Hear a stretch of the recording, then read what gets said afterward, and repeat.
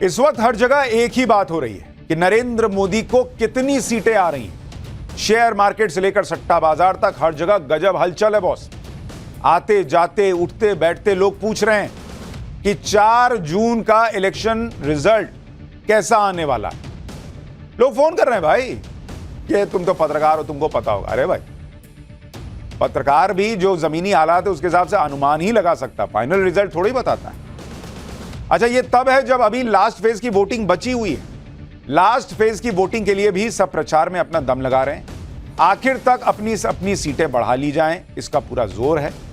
अब तक 486 सीटों पर वोटिंग हो चुकी है। इतनी सीटों पर वोटिंग से बहुमत किसे आ रहा है, यह तो अब तक तय हो चुका है। इसलिए लोग अपने अपने तरीके से अनुमान लगा रहे हैं, इसी पर चर्चा कर रहे हैं। शेयर मार्केट से लेकर लोकल मार्केट तक, सट्टा बाजार तक, सब जगह यही चर्चा चल रही है कि आएंगे तो मोदी ही या मोदी नहीं आ रहे, और अगर मोदी आ रहे हैं तो कितनी सीटें ला रहे हैं।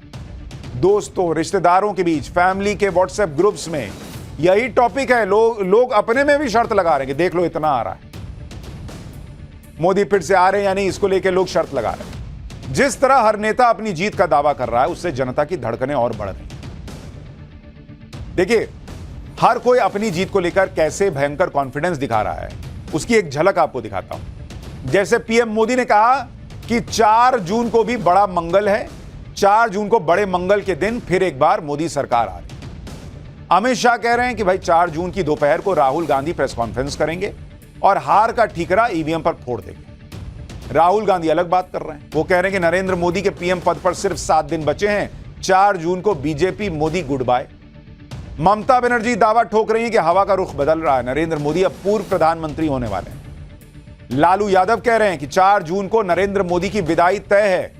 कांग्रेस अध्यक्ष मल्लिकार्जुन खड़गे कह रहे हैं कि 4 जून को जनता मोदी शाह की नौकरी छीन लेगी। यानी 4 जून को लेकर कैसे कैसे दावे किए जा रहे हैं वो आपने देखा। लेकिन आप यह भी देखिए कि बीजेपी और विपक्ष दोनों कैसे 4 जून के बाद की अपनी प्लानिंग करके बैठे हैं, यह भी आपको बताऊंगा। लेकिन पहले जरा कुछ दावों को सुन भी लीजिए। ये एक बहुत बड़ा टर्निंग पॉइंट है और इसकी शुरुआत 4 जून को होने जा रही है। 4 को काउंटिंग है। 4 की दोपहर को ये दोनों शाहजादे प्रेस कॉन्फ्रेंस करेंगे और प्रेस कॉन्फ्रेंस कर कहेंगे ईवीएम खराब था इसलिए हम चुनाव हार गए। यहां पे मैं बता रहा हूं, लिख लो, यहां पे क्लीन स्वीप होने जा रही है इंडिया गठबंधन की। लाइन लगने वाली है सीटों की, टकाटक टकाटक टकाटक टकाटक। और उसके बाद good bye BJP, good bye Narendra Modi, tata. वो क्या बोलते, कैसा भी उनका जॉब खाली होने वाला है। मेरा जॉब चले जा रहा ना, ठीक बोल रहे, वो मेरे जा रहे वाला है और उनका खाली होने वाला है, तो वो सब जॉब्स हमको मिलेंगे। अरे बात सुनो, मोदी बोल रहे हैं कि हम अवतार हैं, अवतार पैदा किए हुए नहीं है, अवतार है। सरकार हम लोग का बनेगा। 4 जून को जब परिणाम आएंगे तो प्रचंड बहुमत के साथ मोदी जी के नेतृत्व में भारतीय जनता पार्टी और एनडीए की सरकार बनेगी। कांग्रेस अपने इतिहास में सबसे बड़ी पराजय के लिए तैयार है। अब की बार 400 पार, तो विपक्ष की जमानत जब्त हो रही है। नेताओं के ये बड़े बड़े दावे सिर्फ 4 जून को लेकर नहीं, बल्कि 4 जून के ठीक बाद क्या होगा इसकी भी प्लानिंग वो लोग अभी से कर रहे हैं। जैसे नरेंद्र मोदी ने चेतावनी दी है कि 4 जून के बाद भ्रष्टाचारियों पर एक्शन और तेज हो जाएगा। राहुल गांधी कह रहे हैं कि सरकार बनते ही 5 जुलाई को देश की करोड़ों गरीब महिलाओं के बैंक खाते में 8,500 रुपए आ जाएंगे। अमित शाह कह रहे हैं कि राहुल गांधी 6 जून को बैंकॉक रवाना हो जाएंगे। तेजस्वी यादव दावा कर रहे हैं कि 4 जून के बाद नीतीश कुमार बड़ा फैसला लेने वाले हैं। बीजेपी नेता मनोज तिवारी कह रहे हैं कि 4 जून के बाद इंडी गठबंधन वालों पर लठ बजने वाले हैं। जीतन राम मांझी कह रहे हैं कि 4 जून के बाद इंडी गठबंधन के लोगों की आंखों से आंसू बहेंगे, कईयों को मिर्गी का दौरा पड़ेगा। बिहार बीजेपी के पूर्व अध्यक्ष और उम्मीदवार संजय जायसवाल कह रहे हैं कि तेजस्वी यादव 4 जून के बाद छुट्टी मनाने सिंगापुर चले जाएंगे। हर नेता ही कॉन्फिडेंट या तो दिख रहा है या दिखने का प्रयास कर रहा है, क्योंकि भाई सब तो जीत नहीं हो रहे होंगे। यानी कोई एक साइड तो ब्लफ खेल रहा है कि नहीं मैं कॉन्फिडेंट हूं, मैं जीत रहा हूं, और इसलिए इनका कॉन्फिडेंस देखकर पब्लिक का कॉन्फिडेंस हिला हुआ है। खासकर इलेक्शन रिजल्ट क्या होगा इसको लेकर शेयर मार्केट में पैसा लगाने वालों में बड़ी बेचैनी है, क्योंकि उनको लग रहा है कि अगर मोदी आए रॉकेट बनेगा शेयर मार्केट तो बहुत मुनाफा होगा, नहीं आए तो एकदम गोता लगा लिया, ब्लड बाथ हो जाएगा शेयर मार्केट में, ब्लैक ट्यूसडे टाइप ना हो जाए, सारा पैसा ना डूब जाए। लोग एकदम आए बाएं हुए रखे, सबको टेंशन है भाई कि 4 जून का रिजल्ट क्या आएगा। देखिए, ब्लूमबर्ग ने मार्केट से जुड़े एसेट मैनेजर्स, ट्रेडर्स और स्ट्रेटेजिस्ट का एक सर्वे किया। उसमें निवेशक ये मानकर चल रहे हैं कि शेयर मार्केट में तेजी बनी रहने के लिए जरूरी है कि नरेंद्र मोदी 303 प्लस सीटें जीते। यानी शेयर मार्केट चाह रहा है कि आए तो आए मोदी, और वो भी 303 के ऊपर जाएं। अगर बीजेपी को सिंपल मेजॉरिटी आई तो भी निफ्टी जो है वो करीब 2% तक गिर सकता है। मतलब अगर सरकार बनी लेकिन बीजेपी की सीटें 303 से कम हुई तो भी मार्केट 2% गिरेगा। अगर नरेंद्र मोदी ने 303 से ज्यादा सीटें जीती तो शेयर मार्केट 3% तक बढ़ सकता है। यह ब्लूमबर्ग के सर्वे में अनुमान है।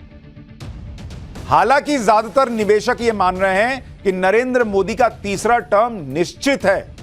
फिर भी निवेशकों में इलेक्शन की स्टार्टिंग से जो उत्साह था उसमें थोड़ी कमी इसलिए आई क्योंकि चुनाव में कम वोटर टर्नआउट को लेकर बड़ी चर्चा हो रही। कुछ राज्यों में कड़ी चुनावी टक्कर की खबरों से उन्हें बेचैनी हो गई। तो शेयर मार्केट में लोग मान के तो चल रहे हैं कि आ रहा है मोदी, लेकिन थोड़ा सेफ साइड में चलने का प्रयास कर रहे हैं। इसी बीच चुनाव के पिछले 1-1.5 महीने में शेयर मार्केट में बहुत उतार चढ़ाव भी हो गया, और निवेशकों के अंदर किस तरह की बेचैनी है उसे शेयर मार्केट के VIX इंडेक्स से भी समझ सकते हैं, जिसे शेयर मार्केट का फियर इंडेक्स कहते हैं कि मार्केट में कितना डर है। आमतौर पर जब चुनाव जैसे कोई इवेंट होता है या कोई युद्ध वाली स्थिति होती है तो यह फियर इंडेक्स बढ़ जाता है। पता नहीं ना कि क्या होगा, भाई युद्ध किधर जाएगा, चुनाव किधर पलटेगा, क्योंकि मार्केट में बहुत अनिश्चितता होती है। यह पता नहीं होता कि कब मार्केट बढ़ेगा कब गिरेगा।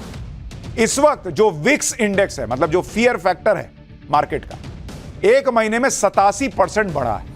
अभी यह इंडेक्स 24 पर है। इलेक्शन रिजल्ट तक इसमें इसके 30 तक पहुंचने के आसार है। बाजार में अनिश्चितता इस बात से भी पता चलती है कि किसी दिन मार्केट बहुत बढ़ जा रहा है तो किसी दिन बहुत गिर जाता है। जैसे आज ही मार्केट में बड़ी गिरावट, सेंसेक्स 667 पॉइंट गिर गया और निफ्टी 183 पॉइंट गिर गया। आज निवेशकों के 1,30,000 करोड़ रुपए डूबे हैं बॉस। अभी तो रिजल्ट आया भी नहीं है। हालांकि मार्केट में इस तरह के उतार चढ़ाव पर जब गृह मंत्री अमित शाह से पूछा गया तो उनका कहना है कि मार्केट में प्रॉफिट बुकिंग रूटीन बात है, इसे इलेक्शन से मत जोड़िए भाई। शॉर्ट टर्म वाले प्रॉफिट बुकिंग करते ही हैं। मार्केट का 1200-1300 पॉइंट बढ़ना और फिर गिर जाना बहुत सामान्य प्रक्रिया है। चुनाव नहीं भी होता है तो साल में 15-20 बार तो ऐसा होता ही है, यह हमेशा कह रहे हैं। वैसे खुद प्रधानमंत्री नरेंद्र मोदी कह चुके हैं, भाई नरेंद्र मोदी बहुत सोच समझ के बोलते हैं, लेकिन उन्होंने एक बार कहा है अभी इसी हाल के इंटरव्यू में कि जब वो सरकार में आए थे तो मार्केट 25,000 पर था, आज शेयर मार्केट 75,000 पर पहुंच गया।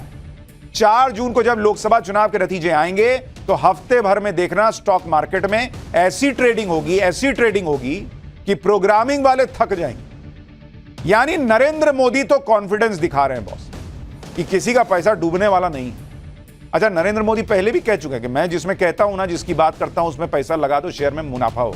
जैसे HAL को ये लोग कहते थे मोदी जी डुबा रहे हैं फलाने को कॉन्ट्रैक्ट देने के लिए, हिंदुस्तान एरोनॉटिक्स लिमिटेड। कहां उसका 1,000 रुपए से कम का शेयर होता था, आज एकदम रॉकेट बना हुआ 5,000 के पार चला गया। तो नरेंद्र मोदी ने पहले भी कहा था कि मैं तो कहता हूं उसमें लगा दो पैसा। खैर, ये अभी नरेंद्र मोदी अपना दावा कर रहे हैं, पता नहीं क्या होगा नहीं होगा। लेकिन इलेक्शन रिजल्ट को लेकर सेफोलॉजिस्ट क्या कह रहे हैं? भाई शेयर मार्केट तो मान के चल रहा है कि मोदी जी आ रहे हैं, ये उनको लग रहा है, उनकी फीलिंग है। सेफोलॉजिस्ट मतलब जो चुनावी पंडित हैं, जो चुनाव को पढ़ते हैं, उनकी एजेंसीज क्या बता रही हैं भाई? वैसे तो 1 जून की वोटिंग से पहले कोई नंबर बता नहीं सकता, लेकिन ग्राउंड पर माहौल देखकर सब अपना अपना अनुमान लगा रहे हैं। अभी सट्टा बाजार क्या कह रहा है उस पर आऊंगा, लेकिन पहले चुनावी पंडितों को सुनिए। जैसे CSDS के चुनावी विश्लेषक संजय कुमार ने कहा है कि महाराष्ट्र, बंगाल, यूपी, बिहार में कांटे की टक्कर है। बीजेपी को 2019 की तुलना में सीटों का नुकसान हो सकता है। बहुमत के आंकड़े के आसपास बीजेपी रही। चुनावी विश्लेषक नरेश अरोड़ा का कहना है कि बीजेपी 2019 के पुराने आंकड़े के बराबर रहेगी या उससे ज्यादा रहेगी। ज्यादा से ज्यादा 10 से 15 सीटें ऊपर नीचे हो सकती हैं। वहीं कांग्रेस की अपर लिमिट 65 तक जा सकती है। चुनावी विश्लेषक प्रशांत किशोर ने कहा है कि बीजेपी की सीटें कम होने वाली ही नहीं है, सीटें बढ़नी तय हैं, कम तो होंगी नहीं किसी हाल में, यह प्रशांत किशोर कह रहे हैं। बंगाल में बीजेपी सबसे बड़ी पार्टी होगी और साउथ में बीजेपी बहुत अच्छा परफॉर्म करेगी। उधर चुनावी विश्लेषक योगेंद्र यादव ने कहा है कि बीजेपी बहुमत से बहुत नीचे होगी और एनडीए को भी बहुमत के लिए बड़ी लड़ाई लड़नी। महाराष्ट्र, कर्नाटक, बंगाल, यूपी जैसे राज्यों में बीजेपी को सेटबैक मिल सकता है। चुनावी विश्लेषक यशवंत देशमुख ने कहा कि योगेंद्र यादव और प्रशांत किशोर दोनों दो एक्सट्रीम की बातें कर रहे हैं और सच्चाई कहीं इसके बीच में छुपी हुई। यानी मोटे तौर पर चुनावी विश्लेषक भी अलग अलग दावे कर रहे हैं। नेताओं के अपने दावे, एक्सपर्ट्स के अपने अनुमान। इसी बीच अलग अलग सट्टा बाजार भी अपना अपना गणित बता रहा है। जैसे राजस्थान का एक फलोदी सट्टा बाजार है, यह बहुत मशहूर है कि वहां लोग सट्टा लगाते हैं इलेक्शन को लेके, बाकी चीजों को लेके। तो यह फलोदी सट्टा बाजार के मुताबिक वहां क्या स्थिति है भाई? यह फलोदी सट्टा बाजार कह रहा है कि राजस्थान की 25 सीटों में करीब 6 सीटों पर कांग्रेस गठबंधन का पलड़ा भारी। यही फलोदी सट्टा बाजार कह रहा है कि यूपी में बीजेपी 60 से 65 सीट और इंडी गठबंधन को 15 से 20 सीट पर एज है। एमपी में बीजेपी को 29 में से 27 सीटों पर एज है और 2 सीट पर कांग्रेस को एज है। सट्टा बाजार के मुताबिक दिल्ली में बीजेपी को 6 से 7 सीटें मिल सकती हैं, यानी क्लीन स्वीप हो सकता है। हरियाणा में बीजेपी को 5 से 6 सीट, झारखंड में 10 से 11 सीट पर बढ़त है। ओडिशा में बीजेपी को 11 से 12 सीट और बंगाल में 20 से 22 सीट पर बढ़त है। अब यह सट्टा बाजार का अनुमान है, सही होगा गलत होगा कुछ नहीं पता, लेकिन यह सट्टा बाजार में चल रहा है, जो खबरें छप रही हैं सब जगह। सट्टा बाजार का अपना अनुमान भी हफ्ते दर हफ्ते घट बढ़ रहा है। जैसे 13 मई को फलोदी सट्टा बाजार ने बीजेपी को 300 सीटें दे दी थी और कांग्रेस को 40 से 42, लेकिन एक हफ्ते के बाद बीजेपी के लिए अनुमान 300 से कम कर दिया और कांग्रेस के लिए अनुमान 70 से 85 सीटों पर पहुंच गया। फलोदी सट्टा बाजार इकलौता सट्टा बाजार नहीं है जहां इस तरह के चीजें तय होती। फलोदी के अलावा दूसरे सट्टा बाजार भी अपने अपने अनुमान लगा रहे हैं। जैसे इंदौर का सट्टा बाजार खबरों में छप रहा है कि एमपी में बीजेपी को 26 से 29 सीट दे रहा है और 6 सीटों पर टफ फाइट बता रहा है। एमपी के रतलाम का सट्टा बाजार एमपी में बीजेपी को 26 से 28 सीट दे रहा है और कांग्रेस को 1 से 3 सीट। रतलाम का सट्टा बाजार बीजेपी को दिल्ली में 6 से 7 सीटें, पंजाब में 2 सीट, तमिलनाडु में 3 से 4 सीटें दे रहा है। अच्छा, मुंबई का एक सट्टा बाजार है, वो भी बीजेपी को 315 से 325 सीटों का दावा ठोक रहा है और कांग्रेस को 45 से 55 सीटें मिल सकती हैं। यह मुंबई के सट्टा बाजार का अनुमान है। सट्टा बाजार कभी सही भी होते हैं, कभी गलत भी हो जाते हैं। जैसे मध्य प्रदेश के विधानसभा चुनाव में बताया जा रहा था कि वहां कांग्रेस की सरकार आ रही, लेकिन फलौदी सट्टा बाजार ने बता दिया था कि बीजेपी की ही सरकार आ रही और शिवराज सिंह दोबारा सीएम भी नहीं बनेंगे। इसी तरह से राजस्थान और छत्तीसगढ़ के विधानसभा चुनाव के बारे में सट्टा बाजार ने सही अनुमान लगाया था। सट्टा बाजार ने राजस्थान विधानसभा चुनाव में बताया था कि बीजेपी को 110 से 112 सीटें आएंगी और बीजेपी को 115 सीटें मिली। सट्टा बाजार ने छत्तीसगढ़ विधानसभा चुनाव में बताया था कि बीजेपी को 50 से 52 सीटें आएंगी, बीजेपी को 54 सीटें मिली। यानी चुनावी विश्लेषक तक मान के चल रहे थे कि बीजेपी छत्तीसगढ़ और राजस्थान हार रही है, लेकिन सट्टा बाजार का तुक्का लग गया था। सट्टा बाजार अलग अलग कैंडिडेट्स की हार जीत का भी अनुमान लगा रहे हैं इस बार। जैसे मुंबई सट्टा बाजार ने यूपी की कुछ सीटों को लेकर अनुमान लगाया है। अमेठी पर स्मृति ईरानी जीत सकती हैं, यह सट्टा बाजार का अनुमान है। रायबरेली से राहुल गांधी जीत सकते हैं। मैनपुरी सीट पर डिंपल यादव जीत सकती है, यह सट्टा बाजार अनुमान लगा रहा है। लखनऊ में राजनाथ सिंह 2.5 लाख वोट से जीत सकते हैं, यह अनुमान है सट्टा बाजार का। कन्नौज में अखिलेश यादव जीत सकते हैं। मेरठ में बीजेपी के अरुण गोविल जीत सकते हैं, यह भी सट्टा बाजार, मुंबई सट्टा बाजार दावा कर रहा है। ये अलग अलग जो चर्चाएं चल रही हैं वो आपको बता रहा हूं, ये सब मार्केट में चल रहा है। मुंबई सट्टा बाजार के मुताबिक यूपी में बीजेपी को 64 से 66 सीटें आ सकती हैं। मार्केट सेंटिमेंट से तो यही लग रहा है कि ज्यादा संभावना पीएम मोदी के आने की लग रही है मार्केट में। अगर पीएम मोदी वापसी करते हैं तो उनकी जीत में महिला वोटर्स का एक बड़ा फैक्टर होगा।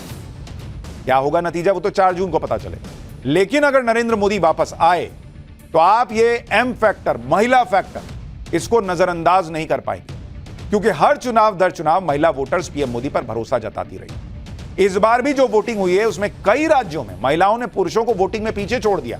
माना जाता कि वही महिला वोटर्स हैं जो पीएम मोदी के नाम पर वोट करने के लिए घर से निकलती हैं, क्योंकि मोदी सरकार में ही 2019 में महिला वोटर्स ने पुरुषों को पीछे छोड़ा और देश के चुनावी इतिहास में ऐसा पहली बार हुआ।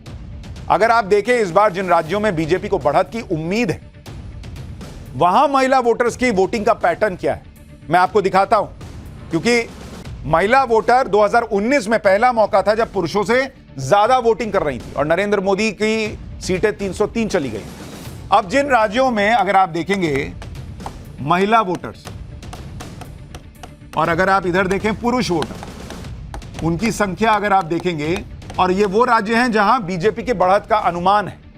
तो अगर आप देखेंगे जैसे बंगाल हो गया, बंगाल में इस बार जो वोटिंग हुई है पुरुष वोटर 81.62% बाहर आए, लेकिन महिलाओं की संख्या देखिए ऑलमोस्ट 84%, 83.83%। यानी यहां बंगाल में महिला वोटर्स इतनी गर्मी के बावजूद ज्यादा बड़ी संख्या में बाहर निकली, और बंगाल वो राज्य है जहां के लिए कहा जा रहा है कि नरेंद्र मोदी को इस बार ज्यादा सीटें आ सकती। इसी तरह अगर आप देखेंगे यूपी, अभी आप सट्टा बाजार भी देख रहे थे, यूपी में बीजेपी को अच्छी सीटें बता रहा था। यूपी में पुरुष वोटर कितने बाहर आए? 51.31%, जबकि महिला वोटर्स की संख्या यूपी में कितनी है?